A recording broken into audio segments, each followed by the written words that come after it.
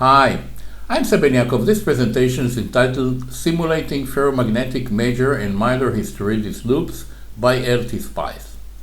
Now here is a generic, very classical plot of a hysteresis of, say, a ferromagnetic material, say ferrite.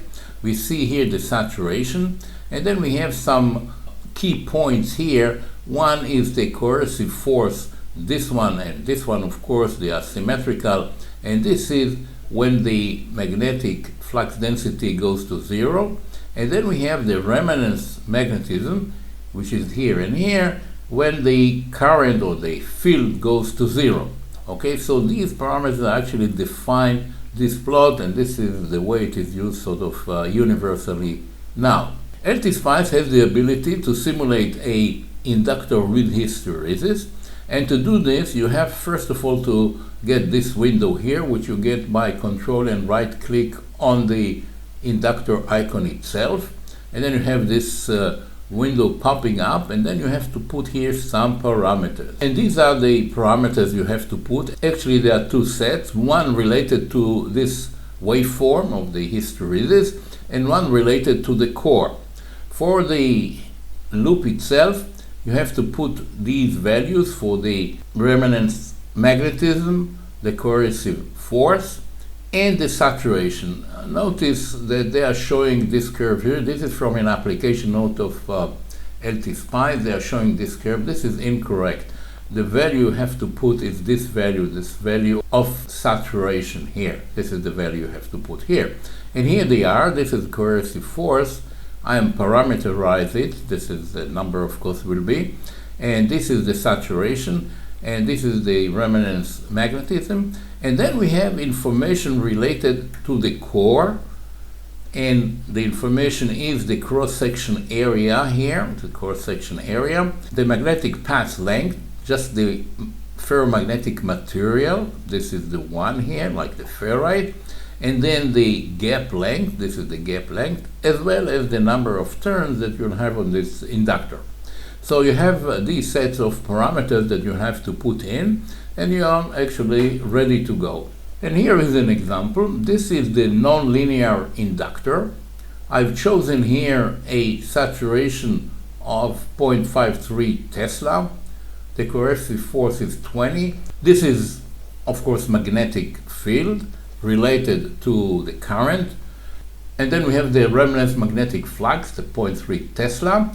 And this is the information about the core that I've chosen, 33 micrometers, everything has to be in meters, the length 40 millimeters, and the gap in this case is 1 micro, actually no gap at all. Okay, so we're going to see just the inductor without a gap, the ferromagnetic material. I've also added here another dependent source for calculating the magnetic flux density. Now we know V is N dφ dt, phi is A times B, so B comes to be 1 over NA integral of the voltage. So if I look at the voltage on the inductor and take the integral, and here is the integrator, this is an operator that LTspice has, divided by the cross-section area and the N, number of turns, as we have it here. So here we are going to have the magnetic flux density. Now running it, I can see here the magnetic flux density. Let's start with that, getting into saturation, you see it here. I am forcing a current, a sinusoidal current. This is here the source, it's a sinusoidal current, so obviously the current is sinusoidal. But because of entering into saturation, the voltage is highly distorted, of course, okay? So this is just the waveform. And if I change the axis here from time to current, which is, of course, related to the magnetic field, I can see now the hysteresis loop, very, very nice. We see the saturation, and of course we see here the other parameter is the coercive force here and here, as defined by the parameters. So this is really very nice. Now if I feed a sequence of excitation of different magnitude, AC excitation, current, then I'm going to see the minor loops. This is the smallest one, then going up and up to the largest one that I have. Just very nice even to see. Now if I change the gap to 1 millimeter, okay, so I have now a core with a gap. This would mean that it can now store energy. The inductance, of course, will be lower. I'm not going into the calculation of the inductance. And here is what we see. First of all, we see here much larger current, and it takes almost 4 amp before the core goes into saturation. We can barely see the hysteresis because of the scale.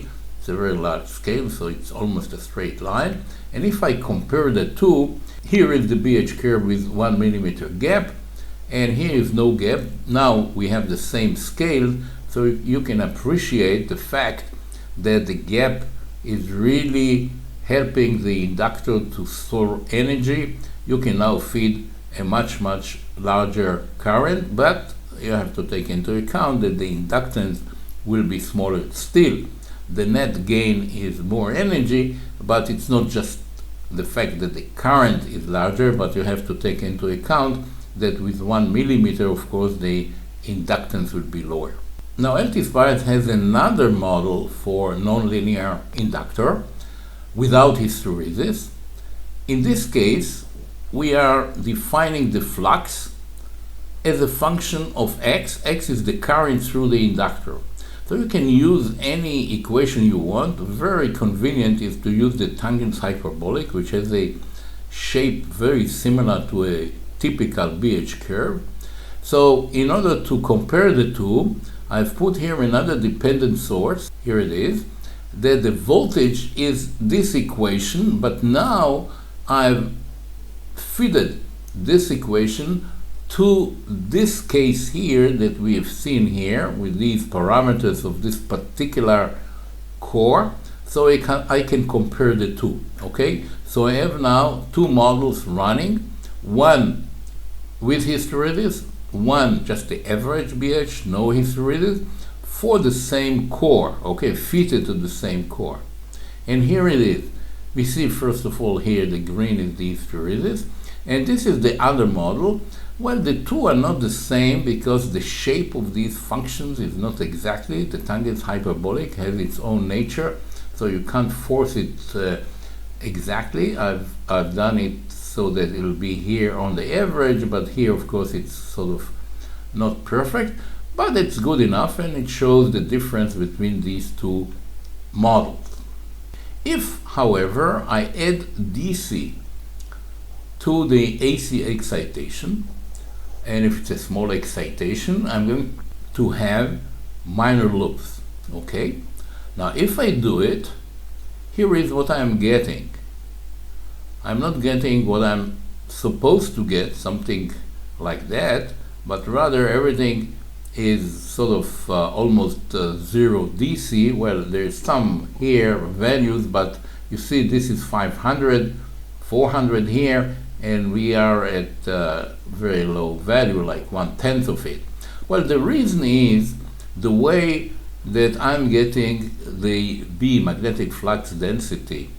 Unfortunately, I don't know any other way to get it, so this is what I did. But here we get the magnetic flux density by this equation.